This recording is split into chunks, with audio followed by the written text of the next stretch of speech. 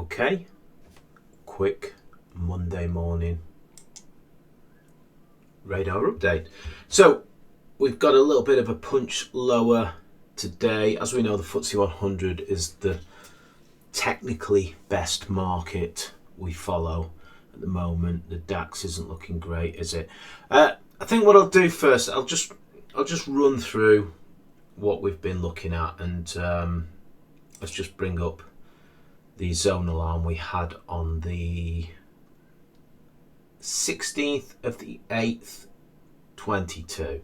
So we had a zone alarm here. What does that mean? You know, the primary trend is short and we've got a punch higher into what we call mean trend. You can see all these markets have just gone into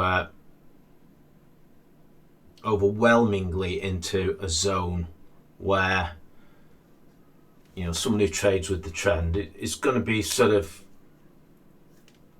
you know, getting on board for that direction, who buys pullbacks anyway. So let's just move away from that and let's just go bigger picture here. I usually do one on the weekend, but I didn't do one this weekend. I'll go through the UK first. Obviously the FTSE 100, you know, this is not a barometer of any kind of, you know, the FTSE 100 is not a barometer for someone who rides positions to catch trend. It's big stocks. What I've already, you know, they've arrived. You know, that's the basics behind it. So the big safety kind of names, and it's just going sideways in this big base, and it's the most bullish market we follow. We can go into the 250, and we know what's happening here. You know, we've basically there is the potential that is a double bottom. There really is, but you know, not in the game of predicting, not in the game of trading what I think. I trade what makes the money. That's the better way of putting it. And the small caps as well. You know, these are really where you find those big trending stocks, aren't they? And I say the small caps and the AIM market, but small caps is a good barometer for this. So, you know, bumped up into this mean trend area. I'll just, you know, where did it trade last? 52-week lows or 52-week highs? 52-week lows. You know, what is the trend model reading? It's reading very low, as you know, as I've just shown. You know, that's the AIM all share, and that's FTSE all share tends to look like the FTSE 100. And let's just go through the US markets. So transports leader, not visited the area, the zone of interest. It could do it, you know, markets time or price, so it could do it by price. We hope it does it through a little bit more time and price, meaning it holds this prior low. Whatever happens, it doesn't matter. We just turn up at the right hand edge and we execute when the market is bullish enough to sort of warrant doing that. At the moment, it's indecisive. I know a lot of people, you know, that the news feeds out there, you know, you could have bought it, you know, 20% lower or whatever. That's meaningless. Go and have a look at stocks. Dow. So we came down. We actually touched the sort of, you know, by the skin of its teeth. We came down to that area of interest there. That previous high there becoming support. We're just in a bounce in a bear market until we're not. We'd like it to change to we're not. What am I trying to do here? I'm just trying to sort of, you know, anyone who follows my style, you know, we never get into trouble with bear markets or bearish phases in the market or corrections. You know, we don't get into trouble because we run our risk off it. So when the market finally, you know, by the dip fails, you know, that's where we really excel in the markets. That's why we never go away. we're always here just doing our thing.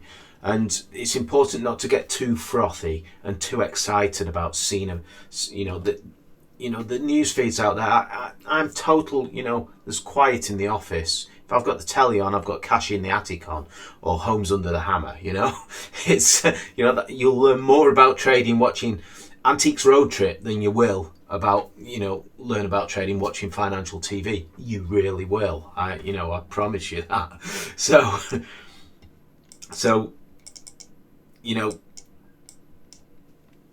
news reports are going to be written around this stuff, and at the end of the day, it really doesn't matter. Stocks are. There's lots of bases out there, and there's lots of breakouts now. What might pull back into those bases, but the market, the market's just had a punch higher. It's a pretty good. It's what you see. The markets love to just shake all the shorts out of the market, and then they get another chance to go short here, and whether they've got what it takes, we'll find that out. We'll find that out in the future, won't we? But we don't have to predict this, is what I'm trying to get across.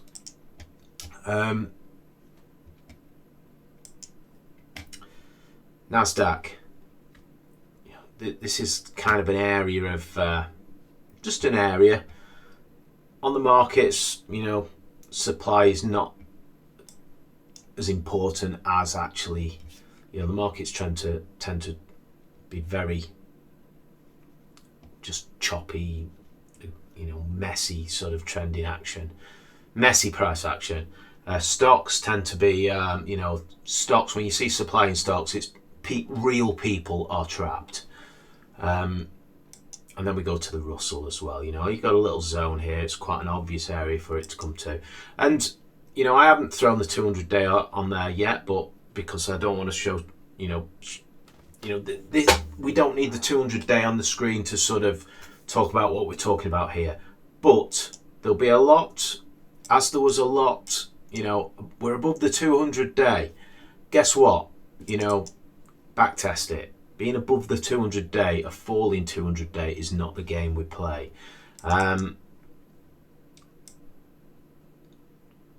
Being below the 200-day, below the 200-day, bearish. No, below when the 200-day is falling.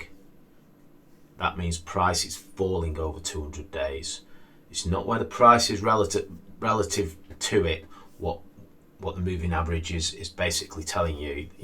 The moving average is telling you whether price is rising or falling over its length. And, we're in a falling environment across the board here with the 200-day or the 10-month I've got up here. So, though it looks like magic, it's not that important to us.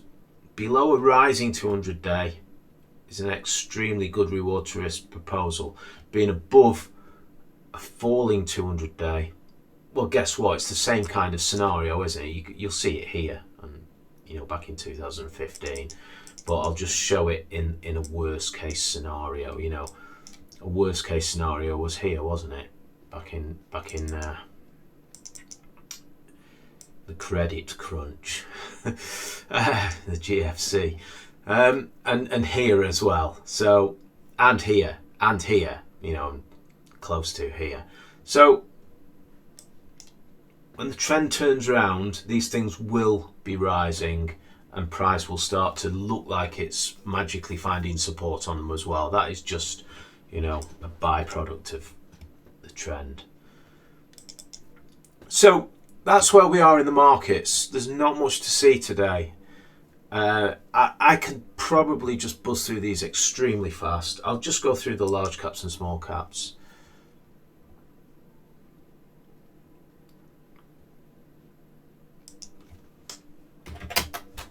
Just see what's, we've got that. It's Monday morning. I don't usually do a video on a Monday morning, but we'll just see what's rising on my time frame. NESF still rising. We know these were the best funds. Go and follow the. Go and have a look at the GTRS of funds and the technically best funds, the orderly funds, though they are low beta for my style, this one is kind of questionable, I would say now. Though it had a great run, didn't it? As we know, the oil stocks rallied. They basically put the high in on the war, didn't they? The oil stocks, they were rallying a long way towards the start of the war in Ukraine. AB Dynamics, we have seen it a couple of times recently. We've seen it in this little zone here. Started passing the lowest threshold. Now, I'll just show you this one again because I'm the big bad bear again, aren't I? By the time this one hit the story zone and, every man and his dog was talking about it, they'd missed the whole trend. So, never be that person who's just following along because everyone's talking about it. Go and have a look to the left, and that's where it's been. So, obviously, these things top on the best possible news. And what did it do? It hit both targets in fast succession. And we had another little base here. It was a base. What was this? This is the supply. Everyone was trapped here. So go to the share scope tutorials and look at that. It just dipped into those. They got a chance to flatten. They flattened, and down it came again. So supply is real. These are trapped people who bought on the back of just the frothy story out there, the story zone. So then it flipped bearish again, and it probably as good as halved it. Yeah, it halved in price again, didn't it? As good as from that bearish zone. So it's just not in play. Where would you want to buy something like this? New highs. Is it the kind of stock what can trend and make a good trend? Well, it's one of those. What is it? £14 at the moment. It's one of those stocks where the trends have a sweet spot. It's they usually sort of down here in the sort of, I'd say the 50 to £1.50 zone is a good zone to find some of those early stocks. And this one, it broke out 180 here out of this base and went off on its journey. So I said I'll quickly go through these, and I'm totally off piece. KIST,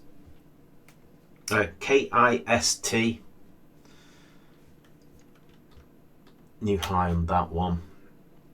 I have a position in that. So Serica back to highs, never broke trend in price action. These things are volatile. I mean, someone who's got a price action stop would have been stopped on that, and they might be happy with it because it broke out all the way back here at £1.20 odd. It's been a focus stock for the Oilers, but Hostel Wars started hitting the screens. I would just say it's kind of probably a little bit messy. We did talk about it actually. Potential, excuse me, potential that it might build a base off this line here. That would be an interesting area, or it might build a base with supply of 100. If it's going higher, that's what I would be sort of looking for, but I'm not going to give it a line in the sand yet. If you like what you see here, just follow my my Twitter trading group. Can't remember what they're called. But I'm going to just drop some content on there when the market starts to get better. I might drop the GTRS content on there in a delayed fashion just to see what we do. And, no pumping, just in a tutorial kind of fashion, learn how we do things. Even if you're not interested in... basically, I've got to just filter out all those nutters on Twitter who, as soon as I post a position, they tell me something about, Edward Treetop from wherever has done some research on it, and he tells me this, and, all that stuff, is just totally not connected to making money in stocks as I do it, So I've just got to filter out all the nutters and...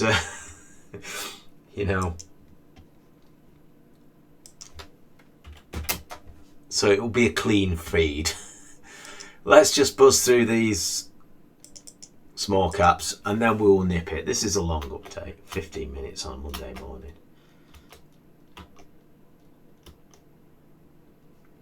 Yeah, another one for us, isn't it? A focus stock, load. Still, you know, it's not an exciting area for growth stocks, but it's working. That's all I can say. It's, you know, it's.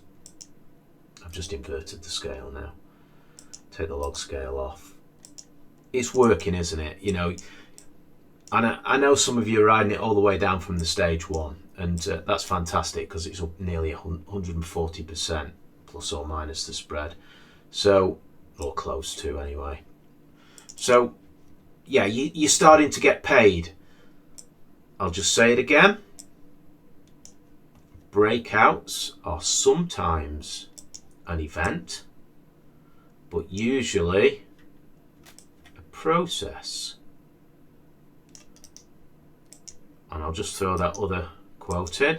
The bigger the base, the less likely it's going to space. Why do I say that?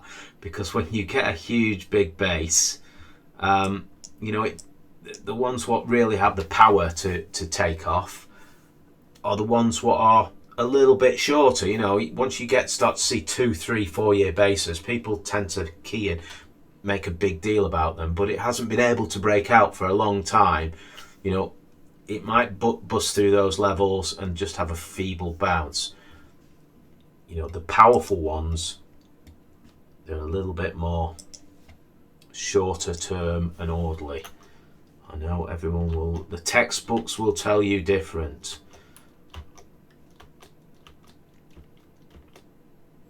And CRC, yeah, you know, it's not something I would be long because of the forward numbers, but it's working, isn't it?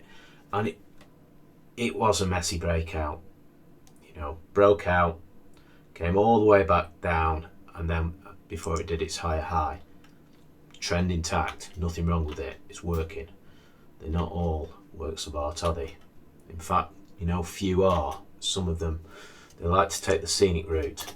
So that's a little bit of a primer on trends and stocks, and you know, just watching this video, it's really obvious what you need to be looking for if you want to ride trends. And you know, you'll start to see the sectors, and you'll start to see the stocks what are re-rating because they've got real good reasons to re-rate. You know, CER, WATR from the last market leg out of the pandemic. You know, stocks what have got gas in the tank. Trademark trading basis. So I'll leave it there. Cheers all.